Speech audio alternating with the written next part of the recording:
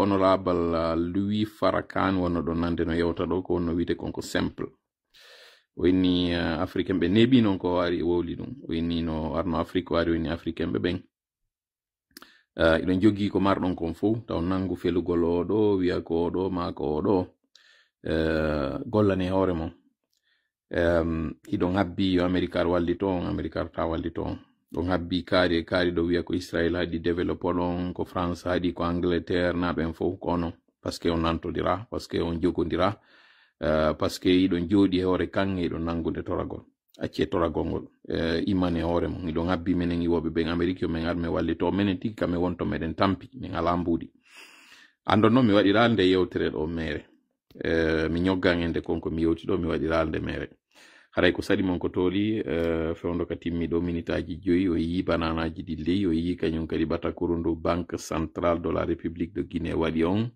kaɓe inni 21 milliards sakkama jattama hande ɗo kon woni toɓɓe ɗe marɗen ɗen ɗo rapidement iɗen mari ɗo toɓɓe 2 e kuntoy toɓɓere meɗen aranere nden en yewtay fi ko ɓe heɓɓi waɗugol ngol comme mamu ko tawata kaɓe yiwno ɗa on comment j'appelle bouquet ɓe adi tawɗen andi kankan ɓe waɗino ko ɓe waɗi ko labe ɓe waɗi kankan ɓe waɗi bouquet joni ko mamum kadi kon ɗum noon haray habbiɓe mamum ma kon ɗum haray hano ɗo waɗugol en yewta e fi ɗum ɗon yewten kadi fi ɗi mbuɗi ɗi ɓe yewti ɗo fi mum ɓe inni ɗi jattama ɓe inni ɗi wujjama ko ɗeɗo ɗiɗi woni toɓɓe ɗiɗi ɗe jogiɗen ɗen e mari noon divers ji tati divers men arano en yewtay fi ko honno ɓe woni e gonflirde yimɓe wonɓe yaltande ɓe ɓen konno ɓe woni e manipulirde maçon à travers des influenceurs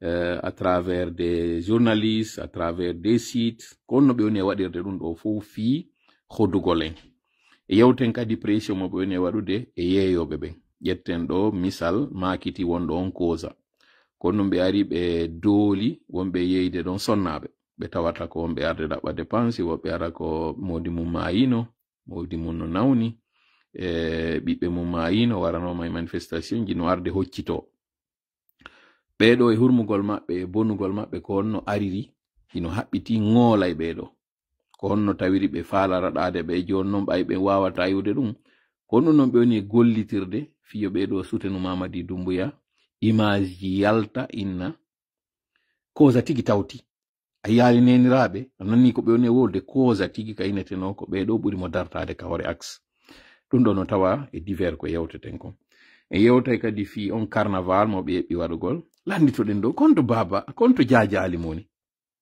konto jajali moni fi jajali mo wayi wasi deƴƴide goɗɗule waɗamo mo konake mo jinnude ɗo kono ko ɗum deƴƴini o ɗe photoje waɗano ɗen ka axe gibi ɗe waɗa deƴƴiti kon woni feƴƴude entre Sérélac on e nde mo jobere maɓɓe nde ɓe wi Fuuta futti e hoore Mamadi Doumbouya fi lannugol fi makko ɗum ɗo kadi yewta e ɗum ka divers sakkitore noon ka divers yewtugol fi ko ɓe inni ɗo wo ko recensement o recensement mo tawata hande ɗo ko ɗum ɗo tumɓe woni yewtude fi mum e yeggitata no wolgol fi femia on goy e wolay fi o femia kon woni on femia ɓe femi ɓe yehi ɗum ko sengo Côte d'Ivoire woni e waɗude yewten ɗon fi ngombodogo wonɗon senditude ɗo Claudie Siar ka waɗi leppi waɗi puuto e kanko Moussa Moïse ka waɗi on leppi o waɗi puuto mi yimɓe no weltori ɗum yimɓe hino partage ɗon kon woni anen ka yewɗen e mum kon ɗum kadi woni hare ka ɓe huuli ko ɗum ɗo woni jogiɗen ka yewteten hare ko alluwal meɗen ngalni hande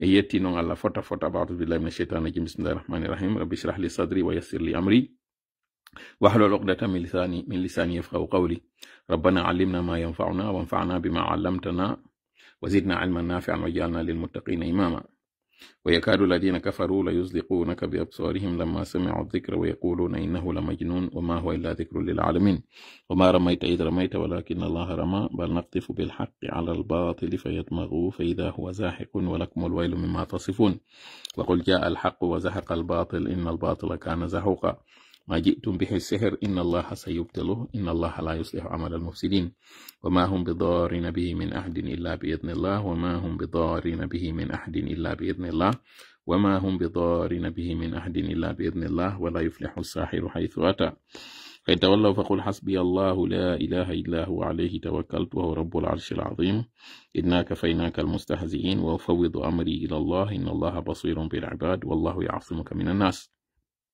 اللهم صل وسلم وبارك على نبينا محمد وعلى آله وأصحابه ومن تبعهم بإحسان إلى يوم الدين أما بعد هري هande do kadi ko welo welo jano woni ka fottitude ndo yewtugol fiide toɓɓe de tawata remi yaltintinani on dade tawata hewta yeltitoɗon e majje en torike noon ala tawɗon kanko woni ko newnani en heydintingonde jonde ɗo yo waɗan en jonde nden barkinade yo waɗan en deƴere ka fondoji meɗen o deƴinanmi hakkil kim mi wawa addude koko mi heɓɓi addugol ɗo e hoore no newuri mi hewtinana on ɗum ɗo no ɓuri e fewirde onon kadi jentitoron ɗum ɗo no ɓuri en moƴƴirde no ɓuri e nafirde si mi hawriti ka yewtugol onon kadi on hawriti ka jentitagol ara yettegal kanko aray waɗi mi hawriti waɗi onon kadi hawrituɗon ko ɗum woni ko toriɗenmo si laatike yettenmo kadi mawninen fi makko ara on wadditanaaliila yam min sina ɗum en bonna e joni si mi ar noon faljude aray ɗum ɗo watte e hoore am min ko min falji kono noon andi ton kameni arde mi jooɗo ɗo annuyagon dona faljingol on si mi falji ande haray min kadi mi faljina sina ɗin ɗon fof neɗɗo on ino fejjo ino fawño ino faaya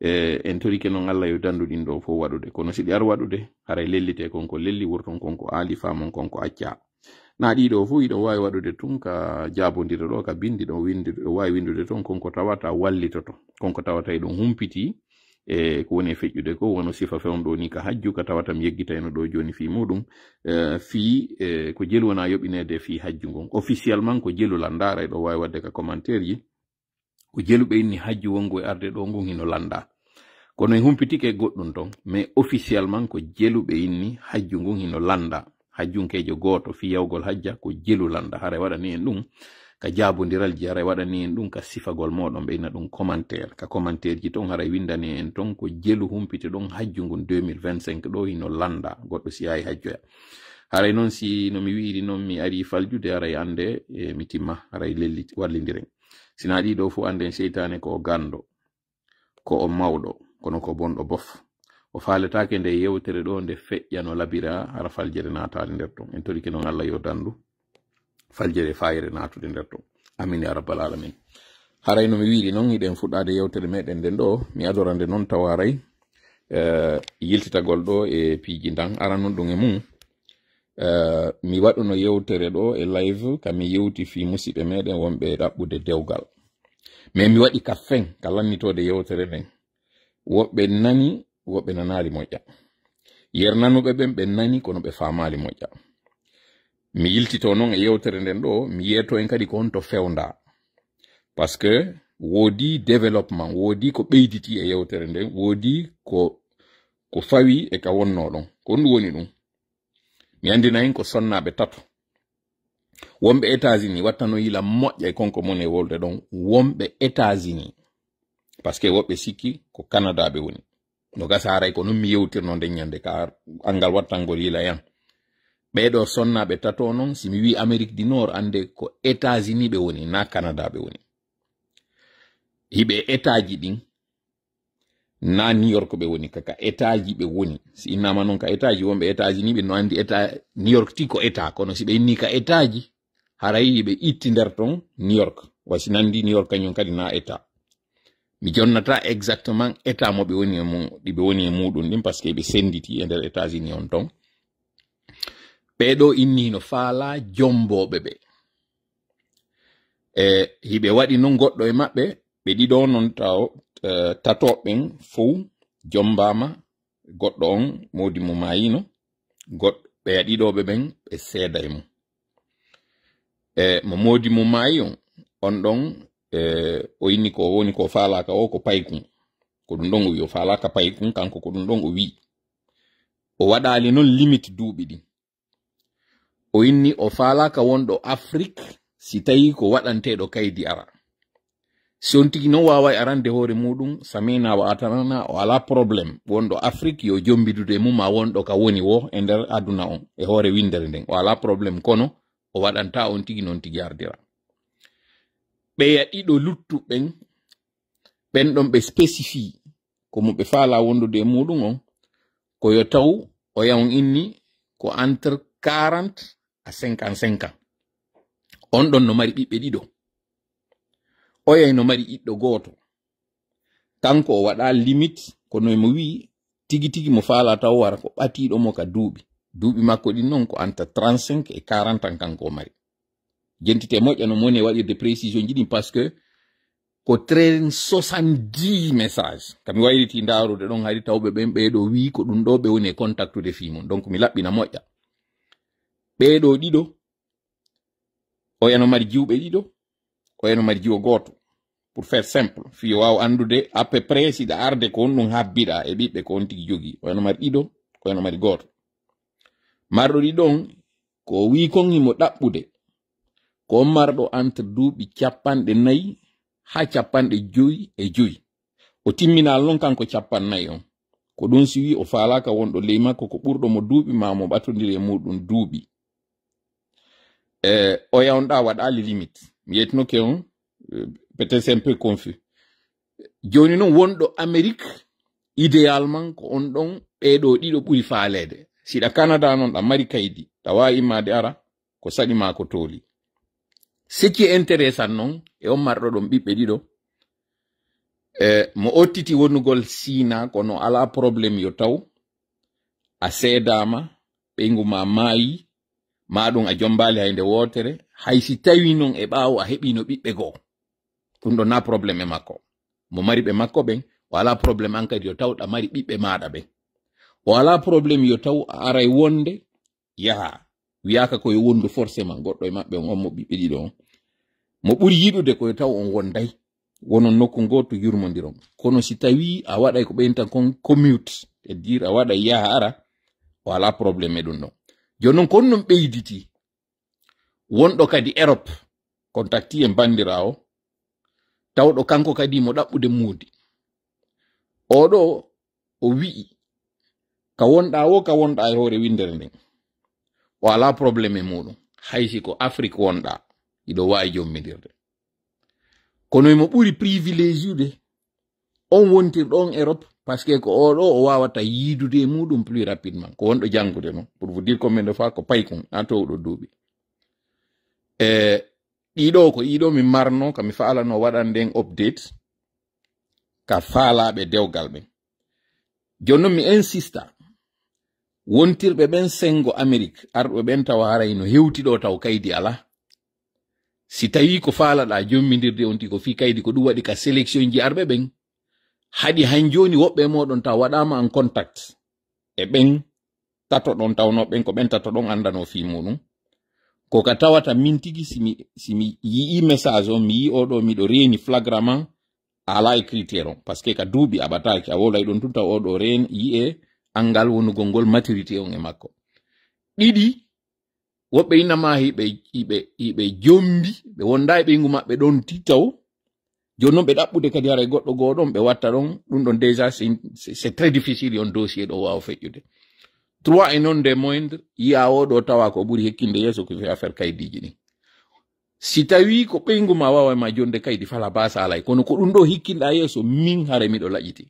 joni noon ko ɗum waɗata addu audio mo waɗata présentation maɗa e nder mum spécifia ɗum ɗo ko fi komi nani kon tolay no wola fi mum fi ɓe rewɓe ɗo nayo joni woni ɓe nayo si ko aéroport wontirɗa changement on ko ɓuri wonirde ko o wontirɗo aéroport ɗo et les aux alentours de 30 ans sinam fawi ko entre 28 et 30 ko tellen ɗo mi sikki o wonir tellen ka duuɓi makko wonɗo e jangude mo tawata ino faala moodi addu message on wiya ko wonɗo aéroport an wowla honto wonɗa duuɓi maɗa à peu près parce que ko on audio maɗa ɗon si woni intéressant ko on mi transfert oyta oɗa heɗitoyo photo ji ɗin e yawyay ɗum yeeso ko tan hawji addugol photo ji taw siko Amérique du Nord wonɗa ɗa mari possibilité iwgol siko Canada wonɗa yawgol états-unis maɗa e nder états-unis a wawai déplacade yaha ɓeɗo ɓe inni ɓe mari golle maɓɓe ɓe landaki yo taw ko an koye hoore charge maɓɓe wonata ɓe landaki ɗum ɗo wonɓe Amérique ɓen hiɓe woni indépendant financièrement e ka hoɗugol maɓɓe ka hoɗo maɓɓe ɓe hoɗi si a aray wondon ko saɗi ko tooli ko ɓe ɓuri yiɗude koye taw on wonday so tawi a wata a aray wonde yaha goɗɗon e maɓɓe woni kanko ala probléme ɗum ɗo marɗo ɗiɗo siɗa mari kadi ɓiɓɓe o ala probléme mum ko woni koye mo laƴiti koye taw o heɓay Sina ɗon on miɗo laƴiti ɗon on wondema o otti ɗon seeɗa donc aray grosso modo ko ɗum ɗon marno komi précisanayno en si fuɗɗode live on se ngi don ide mari kadi e wol fatunde do musiddo meden mo tawata e welti e mum moƴƴa do babe mum hino faati ben non har no yiduno la moƴƴa be heditoto lan o heditoto lan o nabana mawbe makko ben ko beedo no wobe mabbe woni ko faati duyibe be hare mo tori en du'a yo Allah hinno be yaafo be yaafuda be yaafabe hare inde an non inde équipe on parce que ko mo tawata ko addo non taw message ji ka groupe ka équipe ha mi wowtondire makko joni min tigi mede weldi o addana lan joni kanko tigi audio ji mawbe makko ben non kadi no tawa ben du'antonobe lan tentini non be babirabe makko do hare be feƴƴini sengo laggine on be suranoma kono hari mi wawali arde do andina en fimo lamin wansan kanyum kadi no hebi fatunde o musiddo mede wondo ka der commentaire ji do hare en hawtay do fop toro de ngallo yalla hinnobe yaafobe kanyum faatibe ben yaafodabe yaafabe kanko lamin wansa mi sikki ko israbe makko woni ko faati sengo hare lamin wansa dawa mi andinde ka commentaire ji do noddal ma taw ko nare dawa en andinde do si tay ko mi yewti don konko no woni mi sikki ko israbe makko woni ko faati konto no woni ko be faati ko do woni haray mi gaynade humpitade moƴƴa donc encore une fois pour me résumer terlen don adde message on par rapport e be sonnabe do nayo audio présente non nder makko ko min kaari ko nokkel kaari mi woni do mari duubi kaariji mi do faala wontirdo Europe on ma mi do faala wondo Amérique du Nord on mo jiwo goto on ma mo jiwbe dido ben ma oda tawdo on modi mun kanyum maayi no nebi mo mari pay ko jandu kun taw kun ko wadi ay ko naati université kon don inni kanko mo faala burdo tawde wonde plus mature kono wadali set wadal limito ko inni tun o faala ka pay kun oda wi mo bibbe dido ben mo faala mo anta cappande nayi e cappande joyi si ala e nder on intervalle non don bother hara hande kadi tantube ya luttube nda o ya on mardo jiwo goto on don o inni e ce qui est intéressant na pullo kono mo mari culture pullo on mo to ka goto don ko ndaray lan e mo intéressé kanyum kadi e hebugol modita o pullo no wonirwo wala problème no donc ara den fudda de live on do mo tawata mi yewtali do mi do andi don habbinola moƴƴa mi yewto fi ndubata ko wiyandu yalti do nduina ko secrétaire fédéraux be ka ko ndu wonbe ka UFDG mi yewta fi dum moi je n'ai pas de temps à perdre dans ces choses là UFDG ko parti wondo suffisamment responsable andudo ko doa wadude marbo cadre be tawdo c'est plus important hande do naybe nangu yugol be jaboto journaliste joda hande be jaboto communicant joda e da be wadu golle mabbe den enen kadi waden golle meden de moi je trouve que c'est une perte du temps sincèrement nangugol yugol jaboto ko usu jagalo woni wadude vraiment ko usu jigawne wadde do ce n'est pas du tout intéressant yo goddo nangu inugol perdre temps modum e don do stay non vous considérez en jonne wodi ka yewten fi dum don c'est que vous manquez de sujet moi je trouve qu'il y a beaucoup de sujets hande do di yewten fi mu arana wolugol goddo mo tawata il n'a même pas été assez responsable fi o waw affiche de hore makko tigi o wi'a ko dum do woni ko mi faala kon ansi a woni gorko tawi han joni ko gorko go kadi wonda e noddande ida mari difficulté ji maada din hay ka der be ngure maada tin fait pas l'unanimité sincèrement innugol jabondira e odo c'est une grosse perte de temps donc on sujet dum yewta fi makko par contre e yewtay fi o alhaali mo wonde e mudum hande do mo CNRD yolli en e mu ko ndu woni on alhaali en fuddora nduba takuru do nduba takuru ndu tawata en humpitike wo yontere hande otowal hino fokkiti no yaade intérieur ngal otowal sakka be itti 21 milliards e maggal be yaadi e majji few ante non ko lagine wonde yewde fi mudum e pays wondo indépendant depuis 66 ans ko 67 ans on capande jeego e jeddi wona sutede mudum na Mogadishu wonde yewde fi mum na Somali wonde yewde fi mum ina kadi leydi ndi tawata ndi wadi gere na kadi e nder tumbo burure wona wolede fi mum ko entre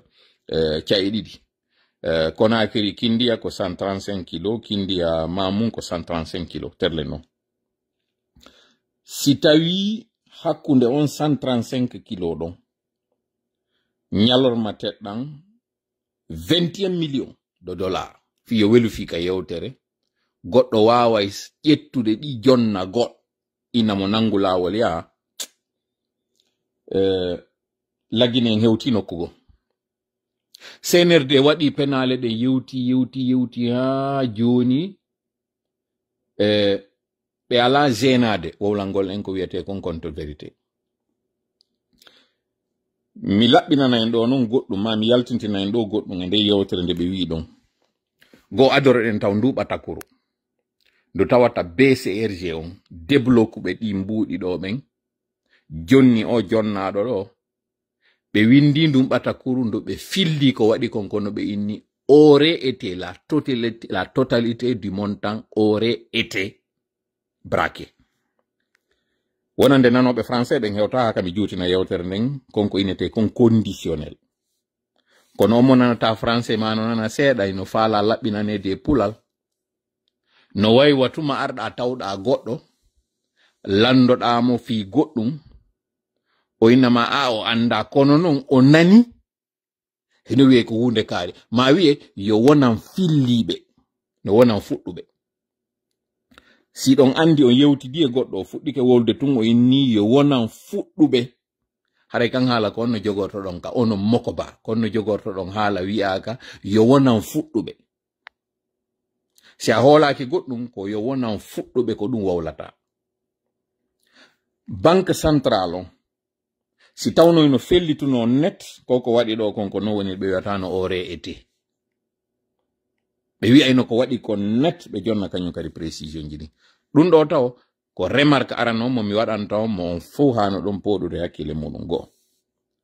immel mum soy heɓiɗo on ko wondema ko wiyeteɗo koyta woni ko mbuuɗi mum jaɓa tawɗo ko wonɗo e évolude ka bange yeeyo kange sina de hara ɓe woni ɗiɗo ma tato ma hara ko siwtaɓe siko oɗo goto hara yehi ha tawi ko oɗo kadi har e sa'i wi'anoma o sakkanoma e nder saare Conakry nden sengo corniche o jaɓa mbuuɗi o jaɓa kange on tuma kadi donc haray oɗo kañum ino kata he oɗo kañum haray o yaggata hadi o waɗanoma sifa ɗum ɗo o jaɓama mbuuɗi e kange oɗo non kañum wawa ƴettude 21 millions de dollars mi ala wiide 21 milliards de franc guinéen parce que woɓɓe go wata yiɗi anda ɗi mbuuɗi ko hawntoɗi ɗuuɗi yahin ka dollar 21 millions de dollars goɗɗo ƴetti ɗin ƴawi e otowal nangi laawol ngol anduden fewndo ɗo mo tawno kadi heɓino ko heɓi ɗon kon o ƴettali disposition de sécurité he oɗo kañum no kata ma o kañum hino yawiti haaju o ko tembe seejo ɗiɗi tammel muɗum sifa ɗi mbuuɗi ɗo ka alhaali lagini on fewndi ɗo si sifa ɗiɗo no yaltinede tentiŋi non a waɗanoma sifa ɗum ɗo min miɗo manditi hadi otowal no woodi renowal depowal tawngal ko blendewal ko ngal déplace no iwa Conakry ya intérieur naɓa mbuuɗi ɓeyna ko otowal banque central on ngal ɗo otowal pikopwal haray no yeeso pikopwal kadi no ɓaawo si ɓe haynike non nagge yeeso ɓe tappayge si ɓe haynike goɗɗo ɓe tappaymo ɓe darota ko kañum kadi ko ɗum ɗon ɓe wi'a si ɓe ari ɓe tawi leggal hino soppa e laawol koye ɓe arɓe comba ngal ɗum ko ɗum waɗi si ɓe waɗi otowal ngal ko towungal ngal blenda ngal mari kañum kadi ɓe soori ɓe hike ɗum ɗo ko ni mi mandori hoore am 21 milliards 21 milliards on ɗum goɗɗo mi yi no waɗa ɗo commentaire Ceerno Ahmad Ba 21 milliards plutôt kon ɗum mi wi na ɗum ara mi wi bon yafoto ko mini ɗo ko 21 millions de dollars ɗum mi faala yewde fi min mi ala wolde fi 21 milliards de francs guinéens parce que yimɓe ɓe yiyata ɗon ha on to ɗi mawni yahen c'est 2 millions 100 000 dollars 2 millions c'est pas 21 millions mais 2 millions de pas 21 millions ok bon je vais me rectifier au 2 millions de dollars 2 millions de dollars ok 2 millions de dollars je rectifie alors que 2 millions de dollars haysi ko 1 million goɗɗo ƴettu 1 million de dollars hande ka fewniɗen ɗo nanga laawol ni wawa si comme si de rien n'était Guinée jo on ka jogaɗen ɗon ka senirde faala e wadde ɗon sincèrement hande ɗo haysi a nelan ni a naɓani ɗo goɗɗo mbuuɗi hara ko 1000 dollars naɓanɗamo yo yaw o récupére yaɗi so yahani ɗiɗo o waɗa e déplacement ka o yahanoyɗi ɗon o ndaara kadi ko onno hiwirta ɗiɗo tawa hay goɗɗo hay embouteillage waɗi haray oɗo eno eji goɗɗo non innama ƴetti 2 millions de dollars oui c'est 2 millions de dollars goɗɗo ƴetta 2 millions de dollars nanga lawol ngol tawata wala dispositif de sécurité. C'est des deux choses l'une ko gotel e piiji ɗiɗi.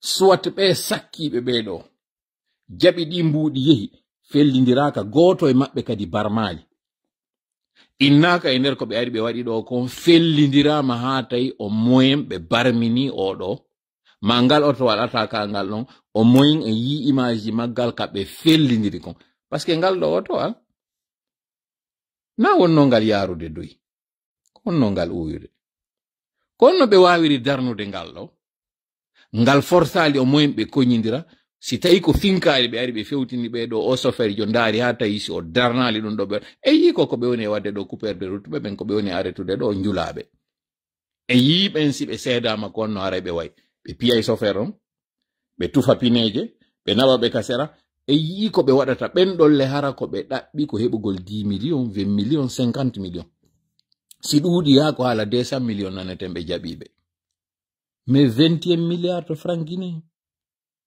21 milliards e yiyali lowande no fetti goɗɗo barmali e nder maɓɓe o jaɓaɗo ɗiɗo o barminaka ay mo man donné seignorde no dowa accude tournugol filmen ndu même fewndo ɗo nigérienɓe ɓen tigi nigérianɓe ɓen si ɓe waɗi filmji maɓɓe ni hande ɗo no mari logique ɓuri koko seignorde woni e wolanden ɗo en fait ɗum ɗo fof ko min on e yaltintinande ko parce que mi nani hankin hadi ɓe yaade ɓe nanga kambis ɓe comme ɓe woni ɓen ko sensoɓe mbuɗi kala yiraɗo billet de 20 000 kesi ɗin ko yo nange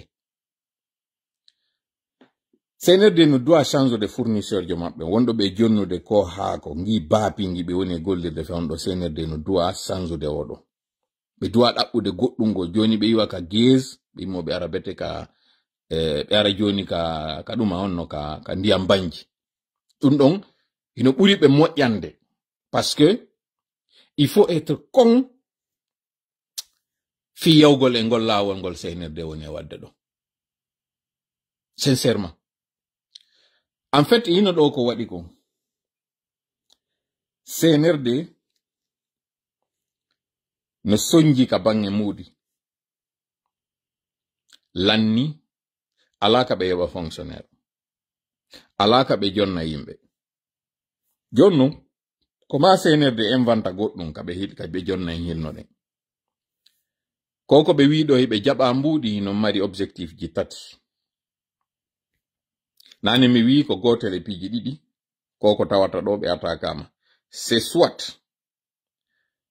ɓe aramɓe ɓe ɗo ino dolni ha ka tawata ɓe yiwɓe tum ɓe tawi ɓe wata dartade parce que sifa o cortège ɗo aɗa ɓay sorijo jogotoɗo haysi tawi ko pinka kiidi um haray mo jogi haysi ko pinka poore um o jonnete a jogota ko ɗiɗo mbuɗi fo ronka déplace de goɗɗo tawa mo jogi alaji yonuɗi fi wallugol ma ɗum surtout a heɓodiranoma joni noon soit ɓe wonnoɓe mo hiwde hiɓe foofi ha ka tawata arɗo ngo fewtimɓe tum pinka wonkum ɓe wallini arɓe ɓen ino dolni sabu ko ɓe dolni ko mbeeɗa ko forno ɓe tawno ɓe wata résistude kono encore une fois mi insista e yi'ali ka pinkaje fellingal otowal pineje maggal fella en tout cas si onon o yi wallela ka commentaire ji min mi yi'ali e yi'ali kadi on barmo ɗo e yi'ali hay ka o banta fiyo ɗiɗo fuu ɗi jaɓe e yi'ali joni noon no mi wiiri noon ko piiji tati senerde huuli e yaltingol maɓɓe ɗum ɗo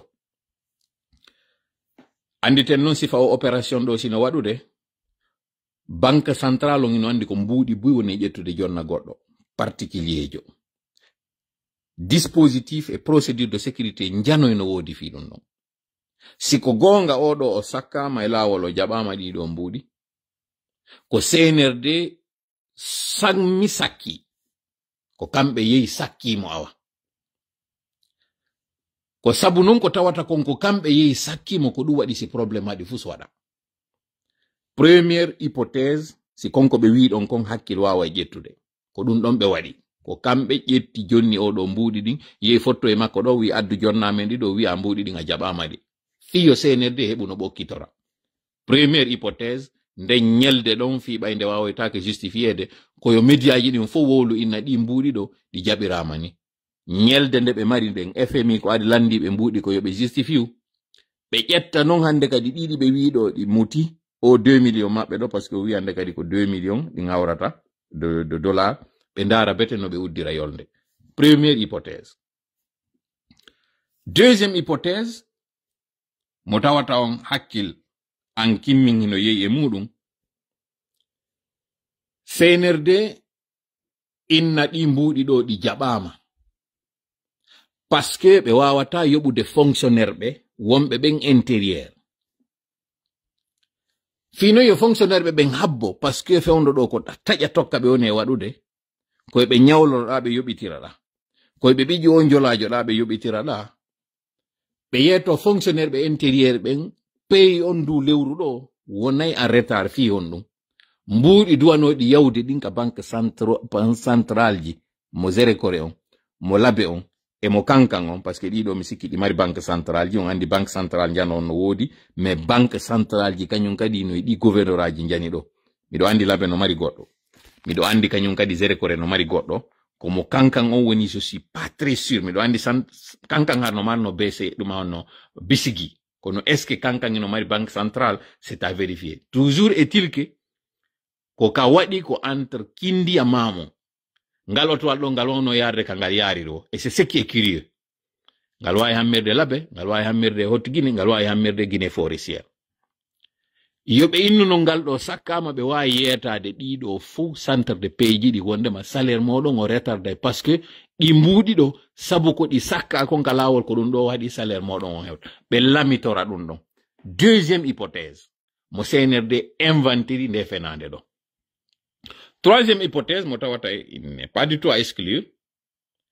CNRD no fala créer des problèmes. Ɗi mbuɗi kesi ɗi ɓe addi ɗo, ɓe addi ɗi kono planche à billets on wawali feƴƴude. Joni noon ɓe hunike jama on nouvelle série addama mbuɗi. Kono ɓe falaka e yimɓe nyawlaɓe ɓen yo taw ko ɗiɗo gollitirta.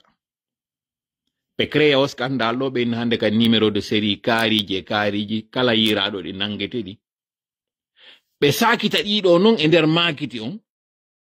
Ɓe jonna ɗin ɗo yimɓe fiyo ɓe ara ɓe nangita ɓe yimɓe ɗo ɓe récupéreta ɗi mbuɗi ɗo. En réalité ko ɓe yaltini kon ko ɗum kadi ɓe woni hettitude.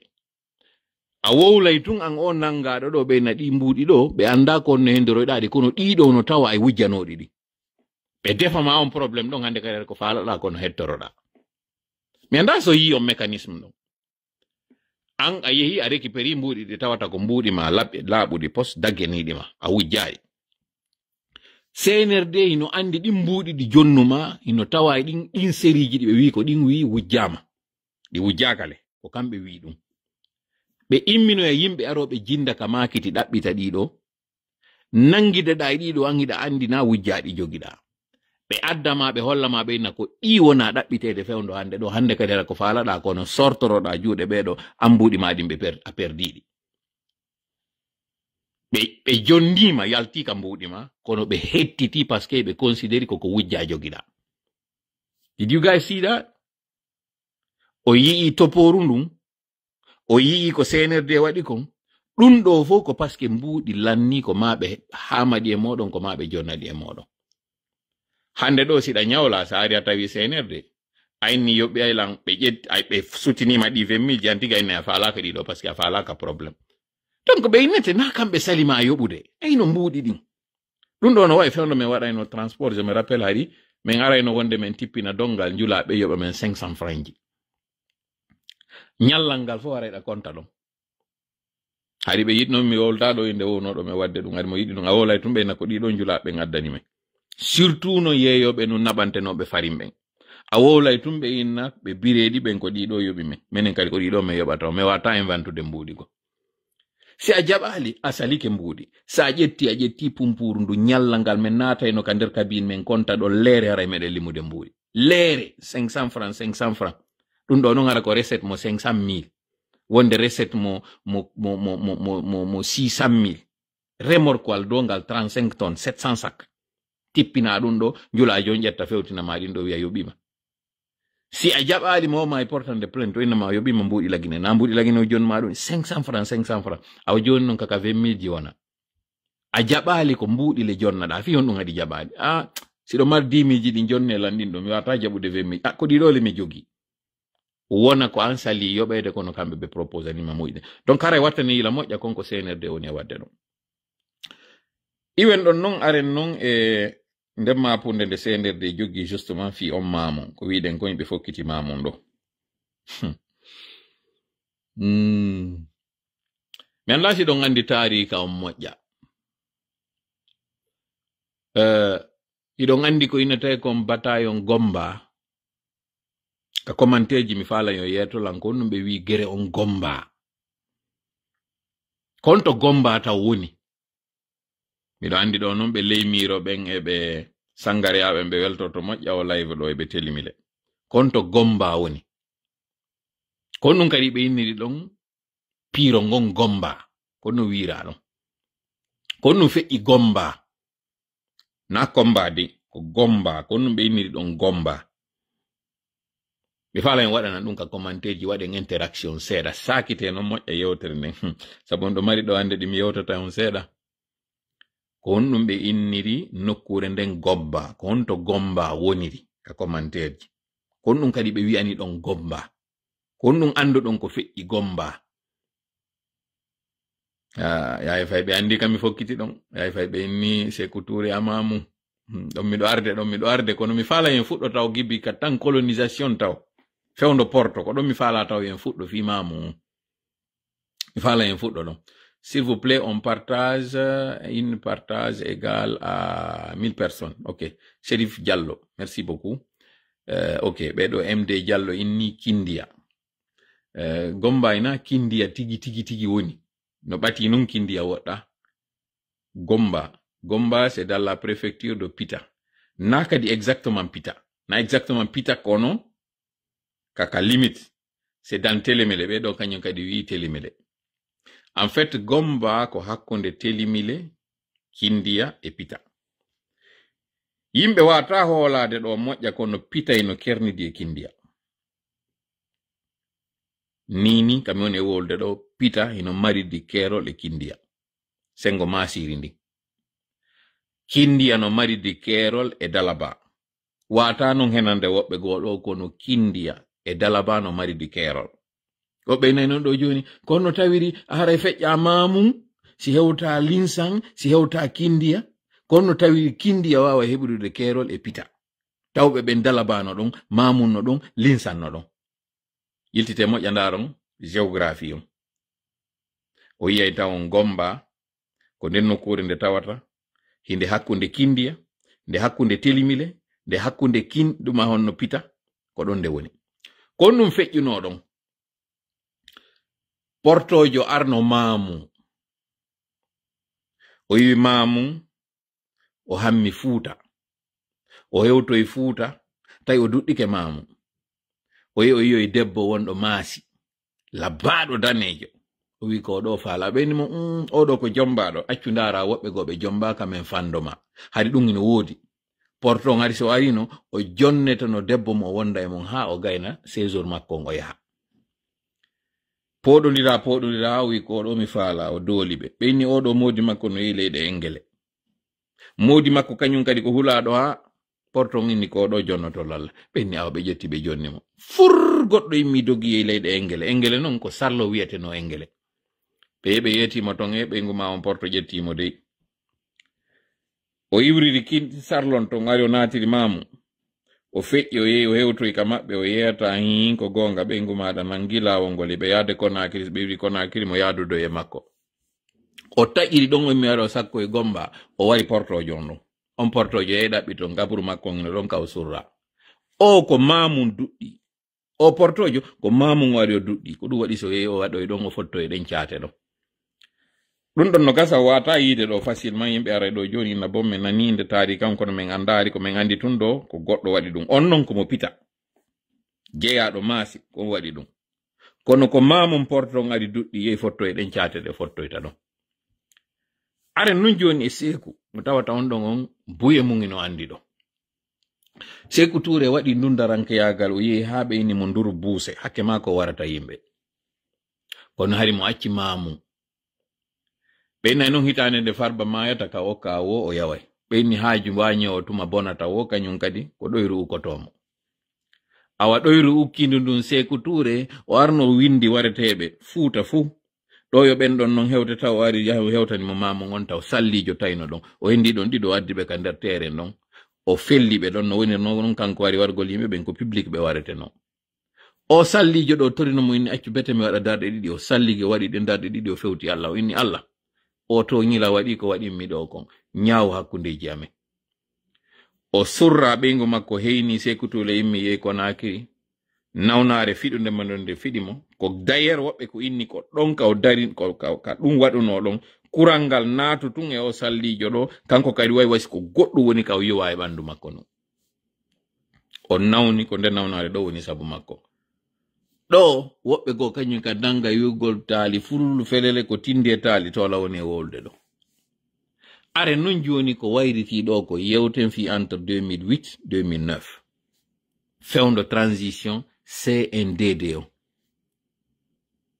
capitaine Dadis Camara noddemo landoɗo mo moƴƴa werde nde heɓuno Fuuta nde ko mamum kadi kankadi warno o duɗɗi o heɓi non sens bete kanko hollali yawre mamu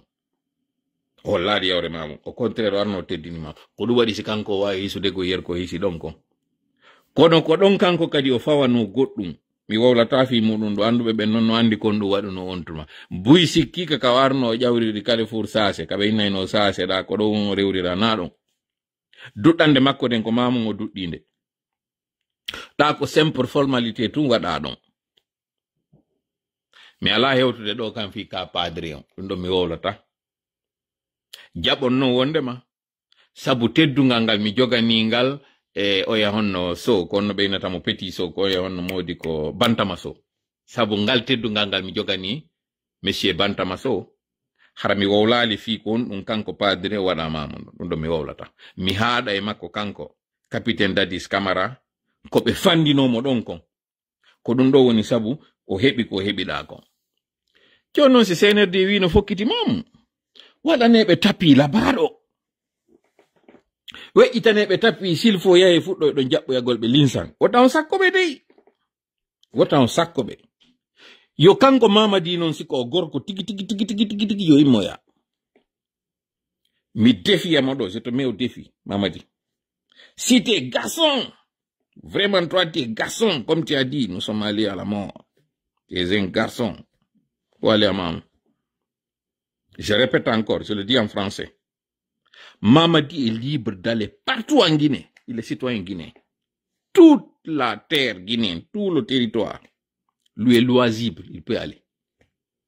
Mais si les garçons, il n'est pas allé à Cancan, il n'est pas allé à Boké, il n'est pas allé à Labé. Ces carnavals ont été faits sans lui. Cette fois-ci, moi je demande, pour l'amour qu'il a pour la Guinée, et pour le territoire guinéen, que Mamadi vienne, qu'il ne laisse pas ses hommes venir à Mamou. Sincèrement, Mamadi, je te mets au défi. Faut venir vraiment à Mamou. Si tu es garçon, viens à Mamou. N'envoie pas tes hommes, hein. On ne veut pas que ça soit simple. Amara peut venir, hein. Tous les autres, l'organisation que vous avez, vous êtes libres de venir. Vous êtes d'ailleurs les bienvenus. Kosadi Monkotoli. Au Sénégal.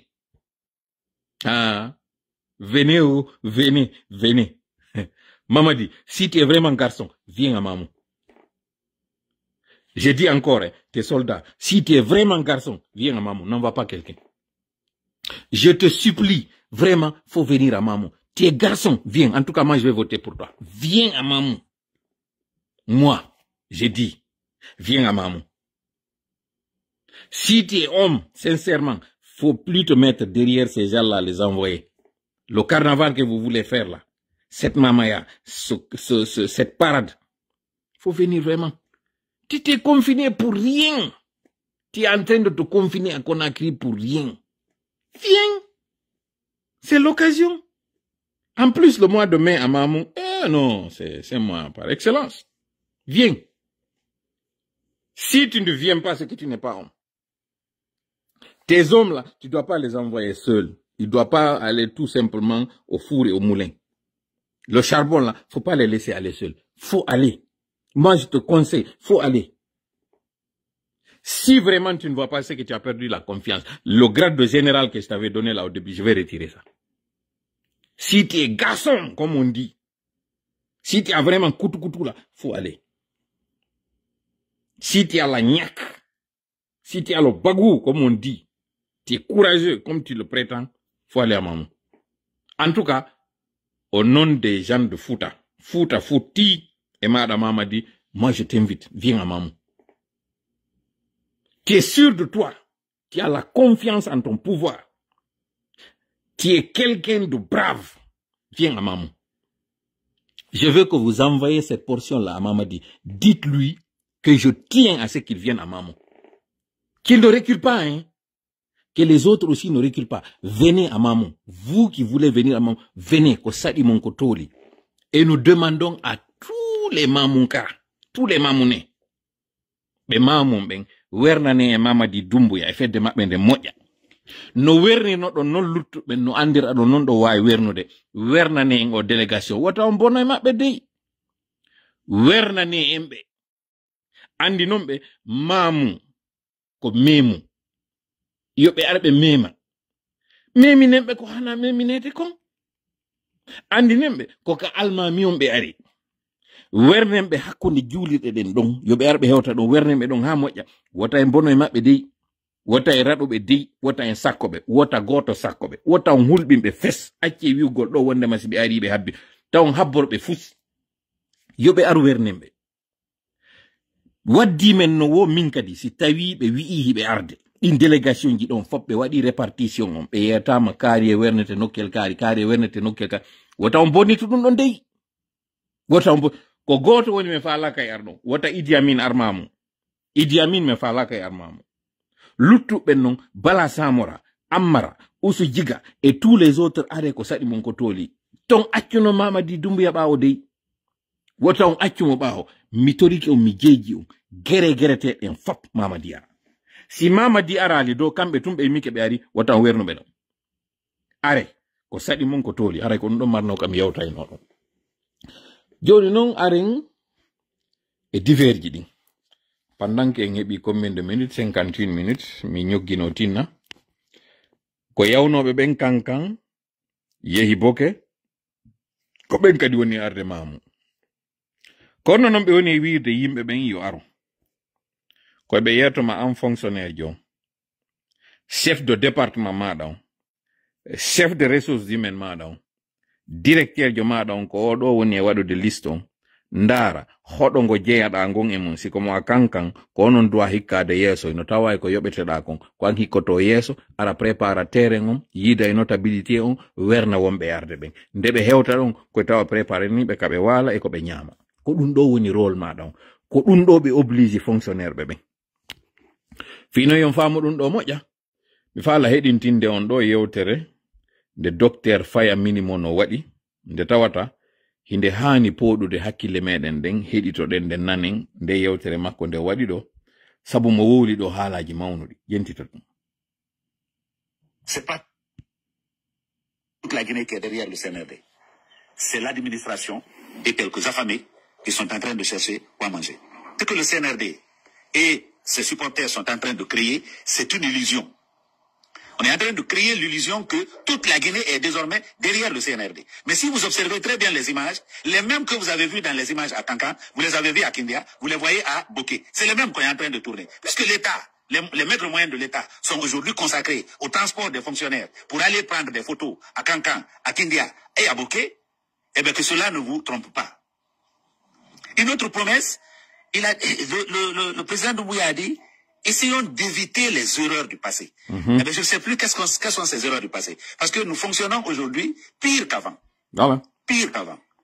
Vous avez mentionné la campagne avant la campagne qu'on est en train de vivre aujourd'hui. Il y a eu la marche à Kankan pour la paix. Il y a eu la marche à Kindia. Il y a eu la marche à Boké, les 11 et 12, qui ont des allures de campagne électorale. Et qui sont les acteurs qu'on voit dans les rues, dans ces manifestations? C'est des commis de l'État. Voilà. Il y a des militaires qui sont dedans, parce que je vois les membres du CNRD dedans. Il y a des administrateurs centraux, c'est-à-dire des ministres, des chefs de cabinet, des directeurs de cabinet, des secrétaires généraux, des directeurs nationaux, etc., etc. On pense même que les plantons sont obligés de se déplacer. Nous savons en Guinée que notre administration publique compte environ 100 000 personnes. 100 000 les fonctionnaires. VA transportent les gens. On sait combien de VA ont pu se déplacer à Cancan. À Boké, d'ailleurs, le ministère de la Sécurité et de la Protection civile, à travers une de ses directions nationales, a fait un communiqué bloquant la circulation sur l'axe Boké-Conakry pour permettre à l'administration centrale qui est à Conakry de prendre le chemin de Boké. Voilà. Mi haɗa waɗo par ce que nami juutinan e yewtere nden docteur Fayamin mono kon ɗum o wi oyni administration eno mari 100 000 fonctionnaires yimɓe guluuji temedere yimɓe woni administration o senerde ko ɓeɗo woni gollitirde koye ɓe yeetoma ɓay goɗɗum ala e nder département ji ɗin ko yon aru ñallon e yewtugol hoton ɓe wi'a ɓeɗo ko yon immo yahon tawe ɗon ngi propaganduiɗo ko ɗum o yewtifimo ƴettaɓe ɓen kañum kadi soori nouvelle recrute ɓen ko ɓeɗo kañum kadi wonno ka salle d'audience koye ɗum ɗon kadi o yi on vidéo ka journaliste ɓe goo ari sakki woɓɓe maɓɓe landiɓe on nanay tun no ɓe woni wodude noon tom maɓɓe on andon ɓeɗo ko nouvelle recrute ɓen ni entre police et gendarme ko ɓeɗo winda ganin ɗo mi andintinayi noon fonctionnaire ɓe kesoɓe ƴetta ɓen ɗo hino waɗa formation militaire obligatoire joni ko ɗum ɗon ko on sariya kesoɓe naati sa ƴettama ko fonction publique a yawi waɗa formation mi andina noon yimɓe meɗen ɓen ɓe yawoyno ha e sayiji tun ɓe yiido e docteur ɓe addi kayidiji wiwgol wondema ɓe marde nawnare ɗo ɓe mari ŋuuro ɓe mari ɗum ɗo ɓe waɗi ɗum ɗo yoɓe exemptuɓe donc yimɓe meɗen ɓen dogi yawgol waɗa formation ɓe waɗali kamɓe noon lande tefo ɗon siɓe maɓɓe ɓen si minni kamɓe soso maninka forestier ɓe wakkilino kamɓe no woodi koye fulɓe tigi ŋaññiɓe wakkili profiti on occasion ɗon fi heɓugol kañum kadi formation kono ɓurɓe meɗen ɓen surtout sonnaɓe ɓen miɗo mari ɓiɓɓe ko mi woni waɗande ɗum ɗo modiyan nena hino adda kan hino ñawndede ɗiɗo fof ɓe addi si a wowli kamɓe ɗum ala wonde probléme maɓɓe kono ɗo tu woni ka goɗɗo ari landiɓe sulfu ɓe jaɓi fes immiɗo yawo aw ɓeɗo noon ɓe yehi ɓe naɓi e kanji ɓe formoyi ko ɓeɗo ɓe woni e senditude hande ɗo ɓe ɓorna ɓe en civil o yi nde ñande photo mo wanno ɗen on ɓe yawnoɓe ɓen to on Boké awa ko ɗum docteur Fayamin mo no woni e yewtude ɗo wondema ko fonctionnaire ɓe woni e haylade e leydi ndin gonfla joni noon kon ɗum senerde woni e waɗirde ɗum koko anduɗen goye juha en objectif on koye ɓe filmoye ɗum ɗo ɓe sendita e plateforme ji ɗin fof ɓe inna senerde no yiɗa sur toute l'étendue kono no wawirten waɗude enen kadi ɗum ɗo wawa bontude ɗum ɗon tan hawji hande mi wolanta en acciteɓe ɗon ha ɓe gayna widude chargé ji maɓɓe ɗin fof accite ha ɓe gayna hollude ko ɓe woni e wadde kon fof en jabotoɓe no wodi ka jabotoɗe taw hawji kono tawi waɗu émotion e sengo ka makitiji no mi wiri en noon chef administrateur ɓe makitiji ɗin surtout zone ratoma on ino yeeta yoɓe immin campagne de déguerpissement ko ɗum woni ɗum ko argol raɗo yimɓe ɓen ka sera laawi argol raɗo yimɓe ɓen ka makitiji soit ɓe inna fi waɗugol baayi soit ɓe inna parce que ko ɓe encombrant otoje duwaka darade ɗo ko binde rayji ni ko binde haute tension ji ni ko ɗum ɗo e ɗum ɗo si ɓe ari ɓe dimbidiri jama on fo ɓeɗo mapike ɓe waɗa délégation ko ara yiida e ardiɗo makiti on ma ko ardiɗo chef secteur on ma arda ɗo hay e commune on si on ari on yiidi e maɓɓe ɓe wiya on bo joni min nani ko winde ɗon ko winde joni lettre yeeto ɗon min on faalay ɓe acci on ɗo ko ɗo won ɗon ɗaɓɓude ñamete moɗon ɓeɗo yaha ɗaɓɓa windanoɓe ɓe lettre ɗo ɓe waɗa collectif si une fois o collectif ɗo waɗa mom ɗo andi noon ko mone wolde kon fimum mi tawama e wallitagol no fewndo innano wonno ɓen ka binde RTG yoɓe raɗe mécanicien ɓe gaɗumaɓe on transporteur ɓe wonnoɓe ɓen binde ambassade États-Unis on e binde RTG on miɗo andi on to mi ardino collectif ɓe inna on yon constitue en collectif ɗaɓɓon inɗe windon aron tawon ɓe wi on ko onon ɗo tori avec des numéros de téléphone ko onon ɗo tori yoɓe acci on ɗo ko noon ɓe fuɗɗoranta on si on ari on waɗo yindi kaydiri on jonni ɓe ƴettiɗi numéro ji moɗon ɗo ɓe gera ha ɓe anda ko mboni leader moɗon on hikkaniɗo on yeeso ɓuro o wowlude on si wowlama kelle si o wiya ɗon hino suusi reedu ɓe nodda oɗo ɓe na bon men hewtino yi lettere moɗon on ka laamu ngon kono ɓe inni si tawi koye ɓe acci on ɗo on sutenayi Mamadi Doumbouya. Joni non gudey no woodi wonande rewɓe ɓen e worɓe ɓen ɓeyna ko yon ƴettuɗe ɗo waɗon soobi yalton in non Mamadi no gollude leydi ndi hiɗon nokkel kaari ko onon wiyete kaari vraiment yoɓe acci oɗo golla leydi ndi so waɗi ɗum ɗo non seulement ɗe gude ko yon soodude ɓe heɓi mbuuɗi ɓorno ɗon kadi ɗi soobiji ɗo ɓe heɓa kañum kadi image ji ɗin ɓeyna Koza tawti Hamdallahi tawti Bambedo tawti Simanteri tawti non ko ɗum ɓe woni waɗude ɓe hawtindira ɗum ɗo non fop koko ɓe waɗi ɗo tourneji maɓɓe ɗin ɗo e 4 région naturel ji ɗin e ɗi capital régional ji ɗo ko ɗum ɗo ɓe yaltinta ɓe yeeya jama o Farana ɓe fokkiti kono ɓe Farana ɓen ɓe andi Farana eno tawa ɗin gouverneur aji ɗin ɗi onno capital régional ji ɗin Farana Labé Kankan Zerekore e msikki boke kañum kadi msikki no tawa ɗin ɗon e msikki Mamu ko ɗi ɗo woni capital régional ji ɗin gouverneur aji ɗin si mi perdali notion ji an ɗin en matière de géographie guinéenne no wona woniri wodo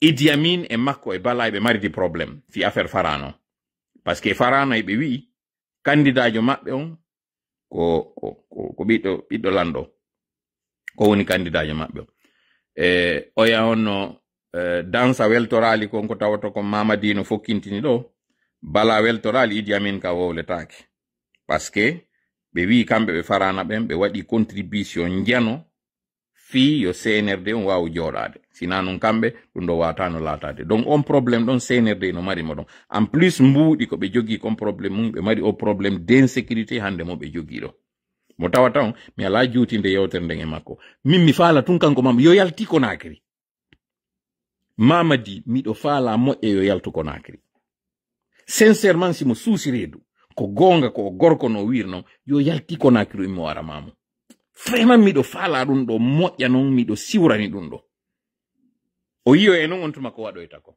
siko o gorko non siko gonga yo yaltu Conakry si tu es garçon comme tu dis tu es vraiment courageux tu es sûr de toi tu es sûr de ton pouvoir sincèrement sors de Conakry va à maman faut pas confier ta campagne électorale à des gens faut aller toi-même. Arrête de te mettre, de te cacher derrière ces mouvements propagandistes. Va sur le terrain. Un homme, il assume. Il faut vraiment assumer. Tu es sûr de toi.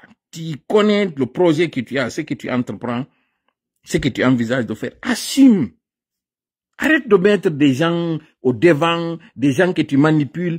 Mets-toi devant. Mets-toi devant, sincèrement. Je te mets au défi. Je t'interpelle, Mamadi. Sors de Conakry, va à l'intérieur. Ne t'assois pas au palais. D'ailleurs, c'était même pas au palais. Tu es maintenant dans les îles là-bas comme si tu étais un fugitif. Tu es quelqu'un qui essaye de se couvrir. Tu as peur partout. Tu as même peur de ton ombre. Sors de la capitale. Va à l'intérieur. Commence à battre campagne puisque tu as décidé que tu vas être candidat. Commence, mets-toi sur le terrain. Tu as perdu le pouvoir, tu n'es plus président, le CNRD est tombé. Au lieu de convoquer tes moines, là, Bachir, Bala et les autres, mets-toi sur le terrain, arrête de menacer. Tu es garçon, va sur le terrain, montre-nous que tu es un soldat, que tu as été formé pour ça, un légionnaire. Ah, bon. Sincèrement, moi, je te comprends pas. Hein? Un vrai légionnaire n'a pas peur. Surtout de civils. Maman dit non, sincèrement, moi, tu es en train tu me déçois. Je suis vraiment très déçu. Très déçu. Je suis vraiment très déçu. Bon, bref. Terlen don ko dum mari ko mi yertoto femia on. Ko Côte d'Ivoire woni wadude. Mi faala jentintinde en do propagande mo CNRD woni wadude e ko honno stratégie mabbe on propagande mo be woni moy wadirde. Mi hedintina en do yewtere goddo mo mi sikkano naata eno yo sama kala wi mabbe do goddo mo mi holi no moƴƴa non tawno do hay mo duwano wonde candidat à une élection présidentielle jentema à source dans les montagnes de Simandou à 650 km de Conakry, c'est incroyable. J'ai jamais vu quelque chose comme ça. Regarde, tout ce que vous voyez ici, c'est du fer. Du fer, le number one dans le monde entier. Ce projet, c'est le plus grand projet de projet minier du monde entier. Et regarde, ça, c'est pas du sable. Dès que tu le touches, tout ça, c'est du fer. Tout ça, c'est du fer. Tout ce que vous voyez. Du fer rond. The best in the world. Et ils ont estimé ça, toutes ces montagnes autour, à 8 milliards de tonnes de fer. 8 milliards de tonnes de fer. Et ces stades, c'est 20 milliards de dollars. C'est incroyable. C'est-à-dire, à partir de la Guinée, le changement de l'Afrique dont je rêvais tellement. Je sais que ça va surprendre, mais ça va commencer ici, à partir de la Guinée. Regardez cette perspective. Je vois ce que je dis. J'ai jamais vu quelque chose comme ça. J'ai fait plus de 100 pays dans le monde. Et c'est là. Bon, je ne vais pas vous tympaniser longtemps avec cette sortie. Il s'appelle Chon Yang. C'est quelqu'un pour qui j'avais beaucoup d'estime. Je disais, bon voilà, des gens qui ont eu accès à la Maison Blanche, qui font partie de ces cadres de la nouvelle génération qui pourront à la fois être un pont entre l'Afrique et les États-Unis, entre la diaspora et ceux qui sont dans le pays, qui vont vraiment impulser un nouveau souffle. Sincèrement, quand je le voyais dans des séminaires ici à New York, aux États-Unis et partout en Afrique, j'étais fier. Et quand je l'ai vu qu'il était potentiellement candidat aux élections du Sénégal, j'ai dit waouh, voilà un espoir. À tel point que j'avais pensé que le parti du président Macky allait le choisir pour le présenter comme candidat. Lui, il n'a pas choisi le secteur minier du Sénégal. Et Dieu sait que le Sénégal a des richesses minières, minéralogiques et énergétiques en un mot. Mais lui, il n'a pas choisi de se lancer dans ces domaines. Il est allé dans son village, il a choisi l'agriculture. Mais le paradoxe ici, c'est que c'est un agriculteur qui connaît aujourd'hui combien coûte une tonne de cacao, mais qui vient pour vanter le mérite de 8000 tonnes, je ne sais combien la quantité en tonnage de fer. Ça, c'est très décevant. Monsieur Nyang, avec tout le respect que je vous dois, je trouve que vous êtes en train d'aller vers le fond. Quelqu'un qui a été candidat présidentiable au Sénégal, quelqu'un de la génération de Ousmane Sonko, l'excellence Ousmane Sonko, l'excellence Diomaye Faye, qui se retrouve être troubadour, c'est pas un manque de respect envers les troubadours, mais qui devient finalement un influenceur, un communicateur, pour ne pas dire un communicant, d'une junte illégale, illégitime. Et de surcroît, pour parler de choses qui vont à l'encontre du principe de la personne, c'est-à-dire l'agriculture. C'est-à-dire, je tombe de nuit quand je vois ce monsieur vanter les mines au détriment de l'agriculture. Alors qu'il y a quelque temps, et les vidéos existent, ce monsieur, c'était le chantre de l'agriculture. C'était le défenseur de l'agriculture. La Guinée, il y a une zone qui s'appelle la Guinée forestière où on a 9 mois sur 12 de la pluie. Au lieu de venir conseiller cette gente de s'investir dans l'agriculture, qui est vraiment d'abord écologique, qui est l'investissement du futur, quand on parle de ressources, de minerais critiques, un ventre vide ne peut pas penser à parler de mines. Il faut d'abord l'autosuffisance alimentaire, il faut d'abord combattre la faim. C'est lorsqu'on a faim qu'on pense à autre chose. Pourquoi quand le diable a voulu aborder le prophète Jésus et qu'il lui a dit de transformer une pierre ou une roche en pain, pourquoi il n'a pas dit de transformer un morceau de bois en pain? Je ne sais pas quelle est votre obédience religieuse, vous, monsieur Nyang, mais toutes les cultures monothéistes savent la portée et le sens de ce refus que le prophète Jésus avait opposé. Il avait dit que ce n'est pas que du pain qu'on mange. La symbolique de cette terre, de cette pierre, c'était la terre. Il savait que ce diable voulait le hanter, le diable voulait l'aborder pour que justement il rende licite cette exploitation de la terre pour la transformer en pain, pour la transformer en choses qu'il faut manger. La malédiction de la terre, ça vous dit quelque chose?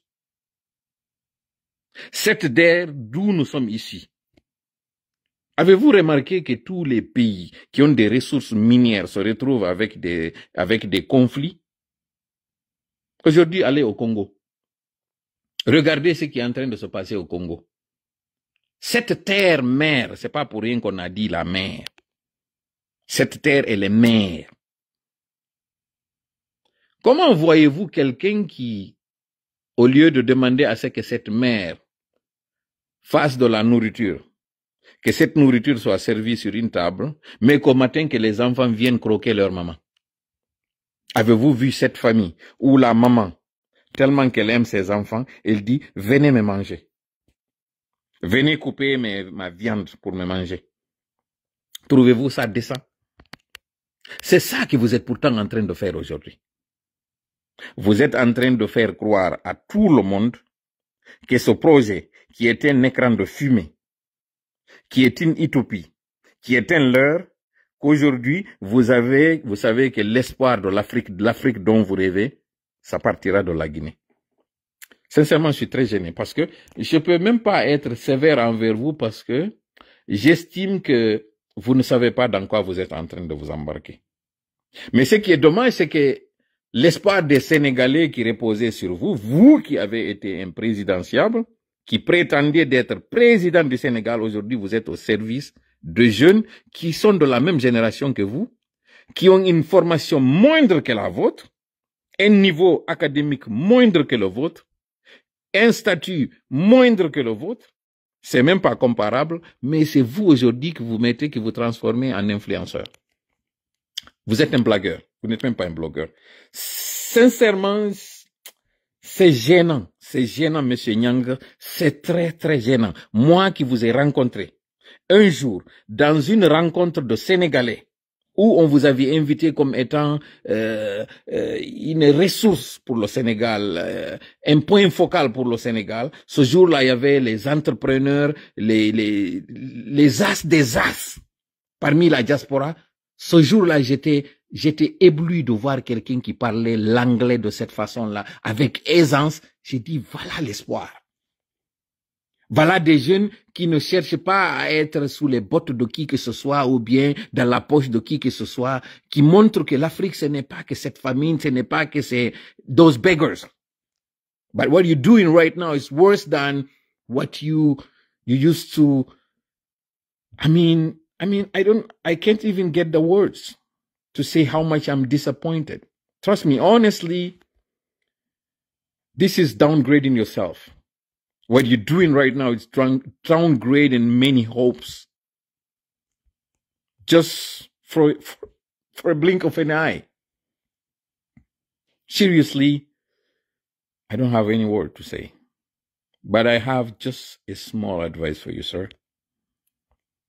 This is not the way you can change Africa. This is not the way you can help Africans. If just for some dollars you can be under those criminals, under those corrupt regime, under this corrupt regime with these corrupt militaries, it's disappointing. Seriously. You deserve more, better, and it's not even close to your standard. The medias are there. Why? You didn't ask yourself why they had to use your service when Guinea has a lot of power in place. Do you know that 3 medias have been locked down by this corrupt regime? Have you wondered why? Seriously, this is not the type of guy I was expecting to see. Seriously, Mr. Nyang, I have no word to explain how much I am so disappointed. It's your life, it's your choice. But please don't destroy the hope of many people like me. If it was, you would have do better by going serving your country. Go to the promotion of Senegal. All the research, all the minerals that Senegal has. This is new project of petrol. All the things that there, I would get it. You're working for your country. You're trying to help.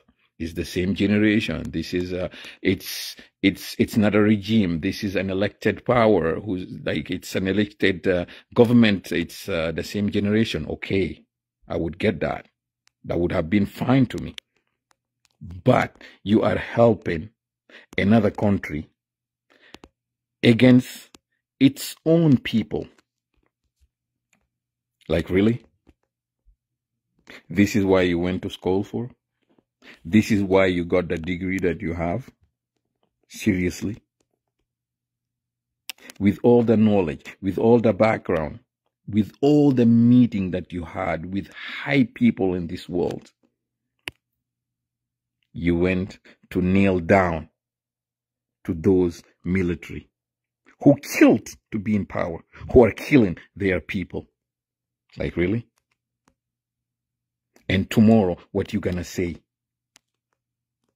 You are just closing your doors. You cannot raise your hand anymore to say in Senegal that you want to be a president in Senegal. Because the Senegalese, they have a pride. They will not accept their president to be a guy who work for a crooked guy like the Mamadi Doumbouya. They're just criminals. And they have blood in their hands. They are criminals selling drugs. Are you proud to be part of that gang? As a citizen of Senegal, country of Léopold Sédar Senghor, Abdoulaye Wade, Maître Abdoulaye Wade. Like, really? For just some couple of dollars. Bon.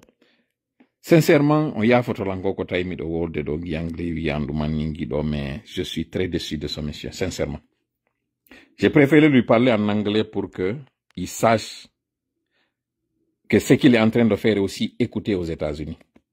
Ce qu'il est en train de faire là, c'est un gagne-pain, hein, c'est votre droit. Ils ont utilisé Alain Foucault, ils ont utilisé, et c'est là où justement ça fait encore plus mal. Les Makosso. Ils ont utilisé ces derniers et maintenant ils veulent t'utiliser toi pour au moins faire monter parce qu'ils ont vu que la mayonnaise n'a pas pris avec les Makosso. Tout le monde a vu combien de fois l'amateurisme quand Makosso a dit que le ministre du budget ou je ne sais pas de l'économie, c'est le meilleur en Afrique. Pendant ce temps, la Guinée peine à avoir un prêt au niveau du FMI. J'essaie de trouver l'expression en économie, ils ont c'est quoi le terme? Il y a même une journaliste qui parlait de ce terme, c'est-à-dire quand on réduit la note d'un pays, c'est comment ça s'appelle? Vous pouvez m'aider dans les commentaires. C'est quoi? C'est quoi le terme? C'est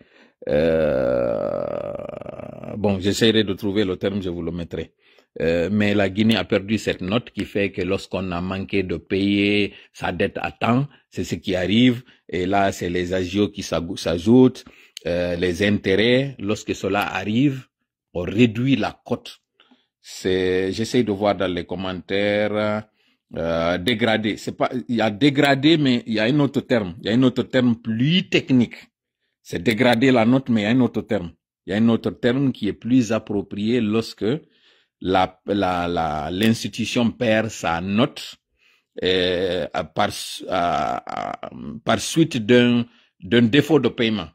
C'est pas dégradation, c'est pas le mot dégradation. Il y a un autre terme. C'est pas la dégradation de la note. Il y a un autre terme qui est plus technique, qui est plus économique pour ceux qui savent. C'est pas rétrogradé non plus. La rétrogradation, c'est l'action, mais il y a un terme. c'est pas déflagration non plus. Je trouverai le mot, je vous le posterai. Je posterai le mot technique, c'est pas l'exclusion non plus. Ça commence par D. C'est dégradé, c'est pas downgrade. Downgrade, c'est discrédit, c'est pas non plus. Je vous reviendrai, ne vous inquiétez pas. Régression, c'est pas ça. C'est pas déficit non plus. Je trouverai le terme, je vous l'amènerai ici. Décoté, c'est ça. C'est décoté. C'est le mot décoté. Ils ont été décotés, c'est le mot décoté. C'est Thierno Aziz Diallo qui l'a trouvé, le médecin. C'est décoté. Le mot, c'est décoté. C'est ça le truc. La Guinée a été décotée. C'est un pays décoté que lui, Monsieur Thion Nyang, est en train de venir ici. C'est vraiment très regrettable. Bon, je pense que live on Johnny en Darna Mowado, mi yiltito mi nyogino, e yewtere hande mi andina en CNRD ino mari sonjaji din fo hande do. Si tawi ɓe yoɓali on mbuɗi moɗon ɗin ɓe addani on argument ji ko fenande. Banque centrale on tigi mi yiltito ɓen tawɓe ɓen ara ko joni ɓe woni en hewtitade ɗo. Banque centrale on wi'i avec prudence que wondema la totalité du montant aurait été braqué. Go e yi'ali fellaɗo, e yi'ali otowal fellangal, e yi'ali hay kamɓe ka poɗodiral maɓɓe ɗon ka tawata haysi ko goɗo e maɓɓe wawama hawrede e muɗum.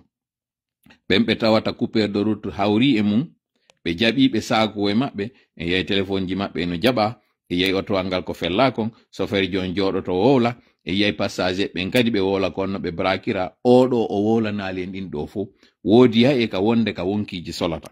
Aran ɗo 21 milliards, ko tawata ko 2 millions 100 000, on ardirta sama kala ni tun. Kala ka ɗum ɗo waɗi en foppe en anda en hara nawigol tun en nani wondema opération sifa oɗo waɗama. Mi yetike en ɗin ɗon non hypothèse ji tati ɗin ɗi tawata ɗin ko ɗin ɗon hakkin nangi ko CNRD waɗiri ɗum. Hara non fewno ɗo woɗɗitede ɗi 20 000 ji, woɗɗiteɗi few son faala ka heɓde probléme. Wallitoɗen CNRD konko ɓe faala ɗon kon.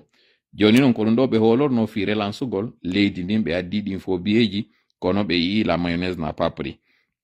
Fi ko ɓe eɓɓi ko waɗugol Fuuta, werneɓe moƴƴe ɓimo ɓe ara moƴƴa mamu. Mamadi Siko gorko wimo ara mamu, ko saɗi makko ko tooli. Wota on fero hay goto. Mi yetike en ɗon ɗon kam yiltotota koye muɗum kon ɗum mamu, kon ɗum waɗi mamu. Laamuji tati fuɗɗi e Porto, ha hewti hande ɗo kon ɗum heɓi ɓen ɗon. Kanko kadi yo aru ko saɗi makko ko tooli.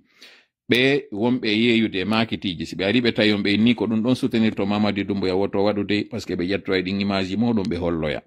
Si on tawama non e ɗum ɗo ara moƴƴa, mi sakkitora non femiya on, mi yiiɗo kaɓe woni e waɗude leppiji, ɓe holla on toujours ka émotion ji moɗon ɗo nangude kellangol ɓe ɗum. Wonɓe ɓen Côte d'Ivoire wota on participe o femiya. Ko fima yaha naɓi ɓe ton.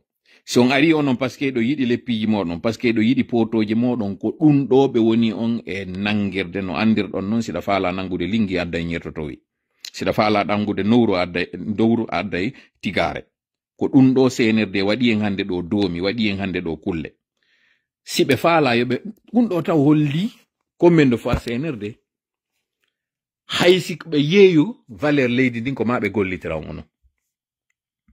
Tourisme e hoore lagine ko mari kon fo anduwaji touristique ji ko dalabaɓe suɓi, ko site ji meɗen ɗin ɓe woni e suɓade. Konto voile de la Marie woni, ko honto ɗi nokkeji terlen kirwane kon ɗum haɗi ɓe naɓira yimɓe ɓen ton, haɗi ɓe naɓa yimɓe ɓen sengo farana e ko nanditima, kono toujours ko onon gollitirte. Ngari siko ɓe yeewi leydi ndin tiggo ɓe ƴettu jiwɓe moɗon ɓen ɓe waɗa ɓe photoji ɓe holla ɓe ɓe défila ɓe ina lagine no mari yimɓe labaɓe. Ɗo kañum kadi ko leppiji moɗon ɗin e putuji moɗon ɗin ƴetta. Konto forêt sacré o woni, konto kerndeli o woni, ko honto ko woodi kon foppe lagine haɗi ɓe gollitira ɗin no.